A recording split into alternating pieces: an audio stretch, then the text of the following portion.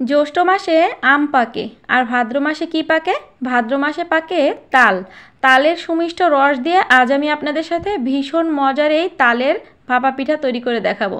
তবে আপনারা এটাকে তালের বিবিখানা পিঠাও বলতে পারেন। যে বাটিটাতে পিঠা সেট করব এই বাটিটাতে কিছুটা তেল দিয়ে এভাবে একটু ব্রাশ করে নিচ্ছি। এবারে একটা খাতার কাগজ এই বাটির সাইজে কেটে রেখেছিলাম সেটা এই বাটির ভিতরে লাগিয়ে নিচ্ছি। এতে করে পিঠাটা মোল্ড আউট করতে সুবিধা হবে। একটা মিক্সিং বোলে 1 কাপ নিয়ে নিচ্ছি চালের গুঁড়া। আপনারা ভেজা অথবা শুকনো যে কোনো একটাই ব্যবহার করতে পারবেন। 1/4 কাপ নিয়ে নিচ্ছি ময়দা। পাউডার মিল্ক দিয়ে দিচ্ছি 1/4 কাপ। পাউডার মিল্কটা দেওয়ার চেষ্টা করবেন, তাহলে তালের যে তিতা একটা ভাব থাকে এটা থাকবে না। এবারে 1/4 কাপ দিয়ে দিচ্ছি চিনি। 1/2 কাপ দিয়ে দিচ্ছি কাঁচা তালের রস আর 1/2 কাপ দিয়ে দিচ্ছি জাল করে রাখা তালের রস। আমি এখানে 2 রকম তালের রস ব্যবহার করেছি, আপনারা চাইলে একটাও ব্যবহার করতে পারেন। তবে আমি 2টো ব্যবহার করেছি এ কারণে যাতে আপনাদের বুঝতে সুবিধা হয় যে এটা কাঁচা অথবা জাল করা যে কোনো তালের রস দিয়েই বানাতে পারবেন। এবারে 1/3 কাপ দিয়ে দিচ্ছি রান্নার তেল।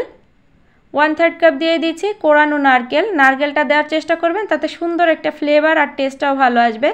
এবারে 1/3 কাপ দিয়ে দিচ্ছি মোরব্বা। আমার ঘরে ছিল এজন্য আমি দিয়েছি, তবে আপনারা না চাইলে এটা স্কিপ করতে পারেন।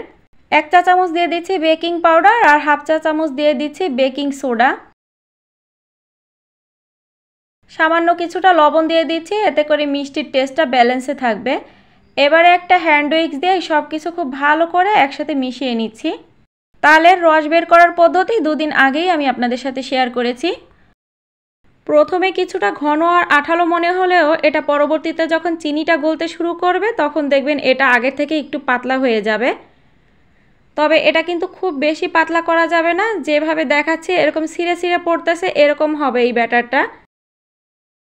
আমার আজকের এই রেসিপিটি আপনারা কে কোন এলাকা থেকে দেখতেছেন কমেন্টস করে জানাতে পারেন। তো এই তো আমার ব্যাটারটা মেশানো হয়ে গিয়েছে। এবারে আগে থেকে সেই রেডি করে রাখা বাটিটার ভিতরে এই ব্যাটারটা সম্পূর্ণ ঢেলে দিচ্ছি। বাটিটা ধরে একটু ঝাঁকিয়ে নিচ্ছি যাতে করে এর ভিতরে কোনো ফাঁকা অংশ থেকে গেলে সেটা ফিল আপ হয়ে যাবে। দেখার সুন্দরের জন্য উপর থেকে আমি আরও কিছুটা কোরানো নারকেল দিয়ে দিচ্ছি, তবে এটা অপশনাল, আপনারা না চাইলে স্কিপ করতে পারেন। আবার চাইলে কিছু কিশমিশ আর বাদামও উপর থেকে ছড়িয়ে দিতে পারেন, এতে করে কেকটা দেখতে আরও বেশি অ্যাট্রাকটিভ লাগবে। এবারে এই বাটিটা স্টিম করতে বসিয়ে দিব। তার জন্য একটা সসপ্যানের ভিতরে পরিমাণ মতো পানি নিয়ে নিচ্ছি। এর ভিতরে একটা স্ট্যান্ড বসিয়ে দিচ্ছি আর পানিটা কিন্তু স্ট্যান্ড বরাবর আছে। এবারে বাটিটা স্ট্যান্ডের উপরে বসিয়ে দিয়ে উপর থেকে একটা ঢাকনা দিয়ে ঢেকে দিচ্ছি যাতে ঘেমে পানিটা ভিতরে না পড়ে। এবারে ঢাকনা দিয়ে ঢেকে হাই ফ্লেমে পানির ভিতরে বলক আসার পরে আরও 50 মিনিট আমি এটা স্টিম করে নিব লো আঁচে। ঢাকনাটা তুলে নিচ্ছি, একটা কাঠি দিয়ে চেক করে নিচ্ছি। কাঠিটা যদি এরকম ক্লিন আসে বুঝতে হবে যে কেকটা হয়ে গিয়েছে। বাটিটা বের করে নিয়েছি আর পিঠাটা নর্মাল তাপমাত্রায় আসার পরে একটা নাইফ দিয়ে পিঠাটার চারিপাশ এভাবে একটু ছাড়িয়ে নিচ্ছি। এবারে এই পিঠাটা মোল্ড আউট করে নিচ্ছি। মাশাআল্লাহ, পিঠাটা দেখেন কতটা ফ্লাফি হয়েছে। এবারে উপর থেকে এই কাগজটা সরিয়ে নিচ্ছি। যেহেতু উপর পাশটা আমি নারকেল দিয়ে একটু ডেকোরেশন করেছিলাম এই জন্য পিঠাটা দেখার সৌন্দর্যের জন্য আবার একটু উল্টে নিলাম। আর পিঠাটা কিন্তু অনেক সফট হয়েছে। ক্যামেরা অন না করেই আমি পিঠাটা কেটে ফেলেছি, আমি বুঝতে পারি না, আমি ভেবেছি ক্যামেরাটা অনই আছে। তো পিঠাটা দেখেন কতটা ফ্লাফি হয়েছে আর কতটা সফট হয়েছে।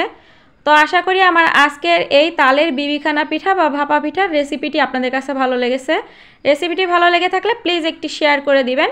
আজকের মতো বিদায় নিচ্ছি, আল্লাহ হাফেজ।